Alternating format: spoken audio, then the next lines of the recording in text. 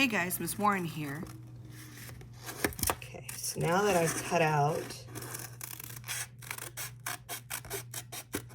the basic template for my monster doll. Now, if you have a bunch of sewing pins, sewing pins, it's been snowing all day, so my brain is thinking about snow. You can pin your template to your paper here. You know what, I might shorten this leg. Here, let me scooch that up. I might shorten this leg so it all fits. I'm gonna make sure that that all fits. Or I can tip it a little bit so everything fits on here. Here, I'm gonna shorten this leg just a little bit so it fits on there really well. Okay, so you could pin this down to start cutting it out. What I'm going to do is I'm going to trace it in chalk. If you have chalk at home, you can use chalk to trace it out, because if you mess it up, you can dust off the chalk. Now, you could also use Sharpie, but then you can't dust it off if you mess up. So since I have a dark fabric, I'm going to use a light chalk, and I'm going to trace out this template.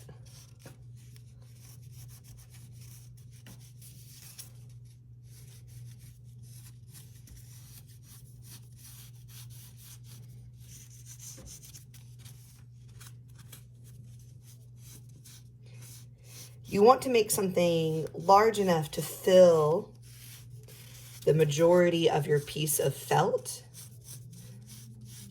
You can use the edges for scraps of things, like the bottom or extra details, if you made like a little patch or something.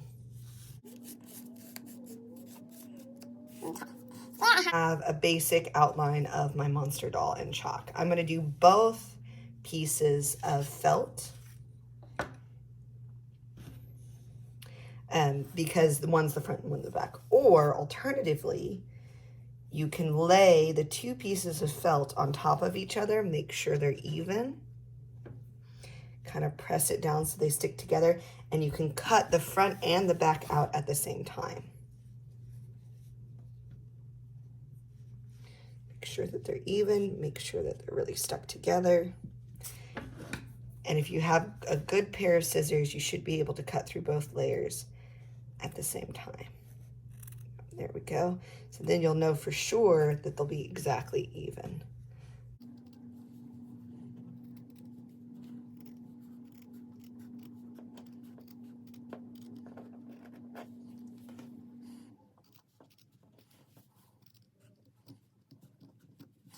Look, I'm mostly cutting with the base of the scissors. It's a little bit sharper there.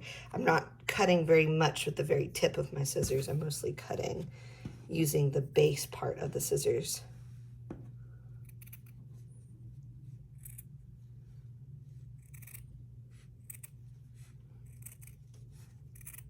And it's okay if the edges are a tiny bit rough, because if you sew it together and then flip it inside out so you see less of the stitching, you won't be able to see the rough edges either.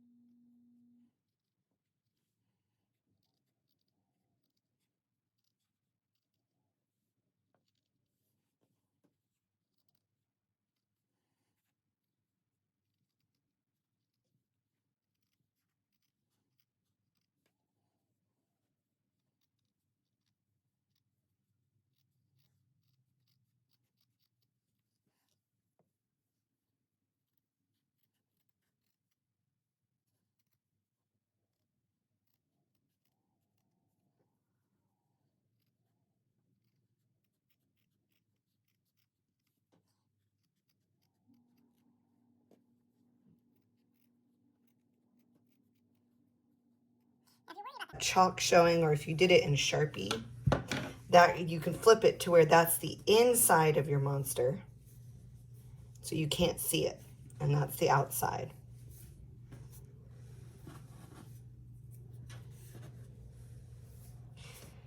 You can clean up the edges if you'd like to, but if you sew it together and then flip it inside out, you won't be able to see the rough edges. So there we have the basic outline, the front and the back of our monster doll.